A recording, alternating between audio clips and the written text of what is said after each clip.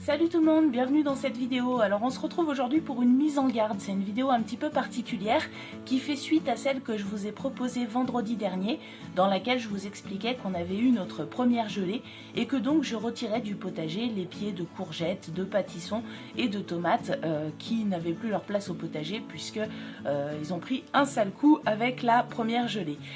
Sur les pieds de tomates, il restait quelques tomates vertes, des tomates immatures qui n'avaient pas eu le temps d'arriver à maturité. Et j'ai eu plusieurs commentaires de personnes qui me disaient que c'était dommage de jeter ces tomates vertes alors qu'on pouvait les utiliser dans différentes préparations comme les confitures de tomates vertes, les chutneys, les ketchup aux tomates vertes, voire des sauces, des soupes. Et j'ai même eu un commentaire d'une personne qui me disait que les tomates, c'est comme les poivrons, on peut les manger vertes, donc immatures, en salade, etc., donc crues. Alors je voudrais quand même attirer votre attention sur le fait que les tomates c'est pas des poivrons, il y a une bonne raison si on ne trouve pas dans le commerce des tomates vertes ou des préparations à partir de tomates vertes alors qu'on trouve des poivrons verts.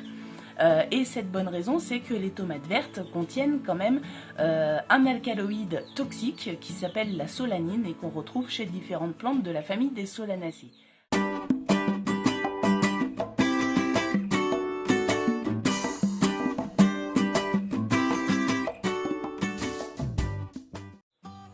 Alors c'est vrai que dans le temps, on avait coutume d'utiliser les tomates vertes immatures en fin de saison, celles qui n'ont pas eu le temps d'arriver à maturité en fin de saison, pour faire différentes préparations afin de ne pas gaspiller.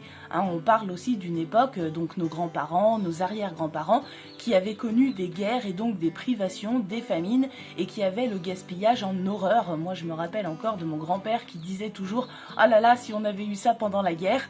Voilà, on parle quand même de générations qui avaient le gaspillage en horreur, ce que je peux tout à fait comprendre, je n'aime pas non plus gaspiller, mais ici il y a quand même quelques petites choses à savoir. Alors moi aussi j'ai fait des confitures de tomates vertes, notamment à ma première saison du potager, puisque j'étais tellement contente de ma production que je voulais surtout pas en perdre une seule miette.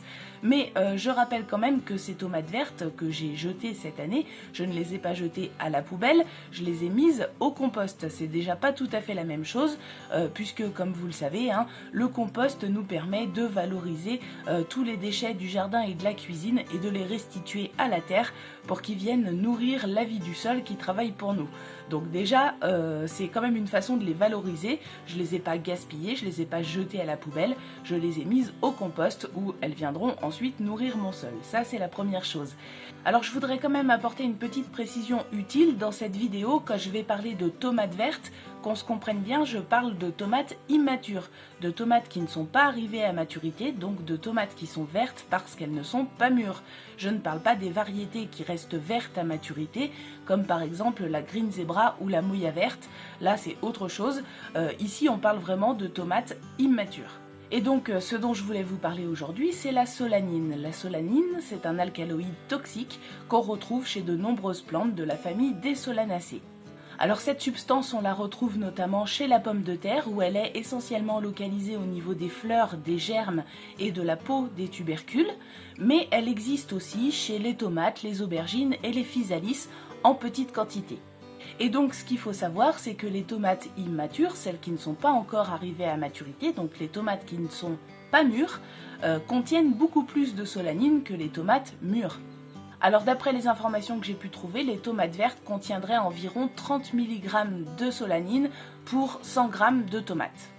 Alors a priori à faible dose, la solanine elle serait inoffensive pour la consommation humaine.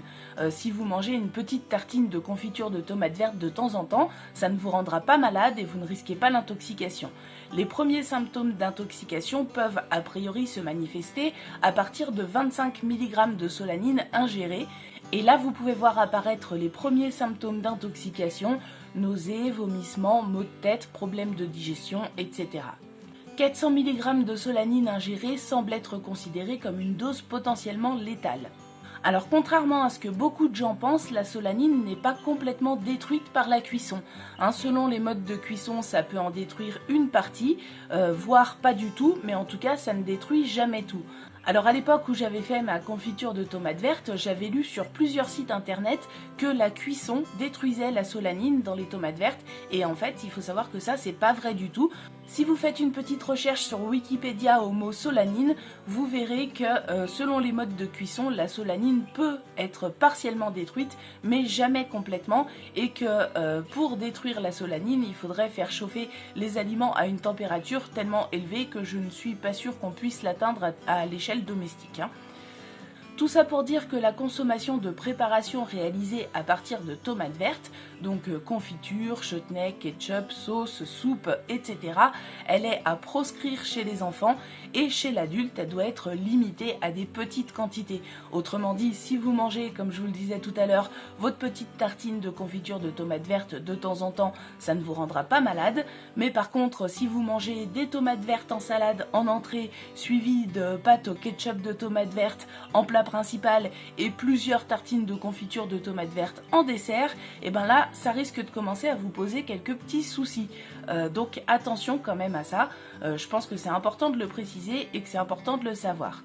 Alors pour ma part, comme je vous l'ai dit, j'ai déjà essayé de faire des préparations à partir de tomates vertes, notamment ma première année, comme je voulais surtout pas perdre une seule miette des bons légumes du potager, j'ai fait de la confiture de tomates vertes et du ketchup aux tomates vertes et honnêtement ça n'a pas remporté un grand succès chez moi. C'est la raison pour laquelle je ne le fais plus, d'abord parce que faire des préparations ça prend du temps et derrière si personne les mange, bah, c'est un petit peu dommage d'avoir passé du temps à faire tout ça.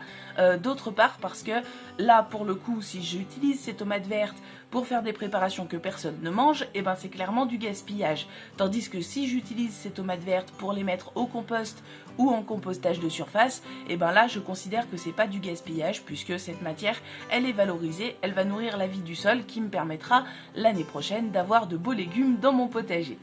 Voilà, donc encore une fois, l'objet de cette vidéo n'est surtout pas de vous dire de ne pas faire de préparation à partir de vos tomates vertes, il n'y a pas de souci, vous pouvez tout à fait en faire si vous aimez en manger, mais consommez-les avec modération et évitez simplement d'en donner aux enfants, et notamment aux enfants en bas âge. Alors pour la petite histoire, la solanine fait aussi partie des substances qu'on peut retrouver en grande quantité dans certaines solanacées sauvages, comme notamment la morelle noire. Et ça, c'est des plantes qui, à l'époque médiévale, étaient très souvent associées aux pratiques de sorcellerie. Et on sait aujourd'hui que ce type d'alcaloïde fait partie des substances qui peuvent causer des hallucinations, etc. La solanine n'est pas le seul alcaloïde contenu dans la plupart des solanacées sauvages qu'on connaît, donc comme je le disais, morelle noire, datura, mandragore, etc., astramoine, enfin bref, toutes ces plantes-là sont riches en alcaloïdes et peuvent provoquer notamment des hallucinations, etc. Toutes ces plantes sont des plantes qui étaient énormément associées à la sorcellerie à l'époque médiévale et plusieurs scientifiques se sont posé la question de savoir si ce que les sorcières croyaient faire et voir durant leur sabbat ou quand elles jetaient des sorts, etc., eh bien n'était pas lié justement à la présence de ces alcaloïdes dans les solanacées.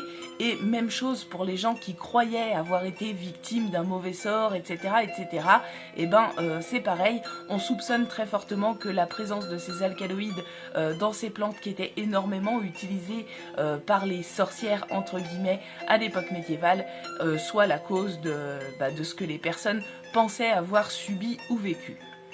En tout cas, j'espère que cette petite vidéo vous a plu. Restez prudents avec vos préparations à partir de tomates vertes immatures. Je vous souhaite à tous un excellent week-end et je vous dis à très bientôt pour une prochaine vidéo.